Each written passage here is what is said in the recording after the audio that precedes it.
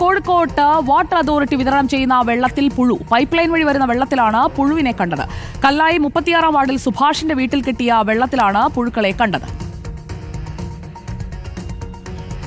കോഴിക്കോട് ജില്ലയിലെ കല്ലായി എന്ന പ്രദേശത്ത് 36 വാർഡില് ഒരു വീട്ടിലാണ് ഞാൻ താമസിക്കുന്നത്. ആ സ്ഥലത്താണ് ഞാൻ താമസിക്കുന്നത്. രാവിലെ കോർപ്പറേഷന്റെ വെള്ളം ഞങ്ങൾ ടാങ്കിൽ നിറയ്ക്കാൻ വേണ്ടി നോക്കിയപ്പോൾ ചെറിയ ചെറിയ ഉണങ്ങിയ പുളി ഇല പോലത്തെ ചെറിയ ചെറിയ ഇത് കണ്ടു. അപ്പം അച്ഛനാണ് നിറയ്ക്കാറ്. അപ്പം നോക്കിയപ്പോൾ ഉണങ്ങിയ പുളിയിലയാണെന്ന് വിചാരിച്ചിട്ടാണ് നോക്കിയത്. അപ്പം ഞാൻ കൈകൊണ്ട് എടുത്ത് നോക്കിയപ്പോഴാണ് അതൊരു ചെറിയ ചെറിയ പുഴുവായിരുന്നു. ടാങ്കിലെ വെള്ളം ഒന്ന് കാണിച്ചത്. ഇതാണ് ഈ കളറാണ്, ഇതിലാണ് വെള്ളം. ഇതിൽ ഞങ്ങൾ ഈ ടാങ്കിൽ വെള്ളം നിറച്ചിട്ട് മുകളിലേക്ക് മോട്ടോർ വെച്ച് അടിക്കുക ചെയ്യുക. അപ്പൊ ഇതിന്നാണ് ഞങ്ങൾക്ക് ആ പുഴു വന്നത്. ആ ലൈനിലൂടെ ഞങ്ങൾക്ക് ഈ ടാങ്കിലേക്ക് വരിക ചെയ്തത്.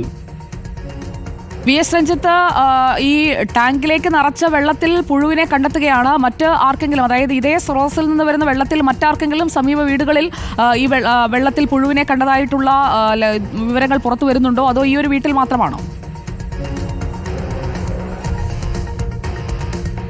ഇപ്പോൾ വാട്ടർ അതോറിറ്റിയിൽ പരാതി കൊടുത്തിട്ടുള്ളത് ഈ വീട്ടുകാർ മാത്രമാണ്. അതിന്റെ അടിസ്ഥാനത്തിൽ വാട്ടർ അതോറിറ്റിയിൽ നിന്ന് പരിശോധനയ്ക്ക് ആളുകൾ എത്തിയിട്ടുണ്ട്. അതുപോലെ തന്നെ ആശാവർക്കർമാരുടെ അടുത്തും പരാതി പറഞ്ഞിട്ടുണ്ട്.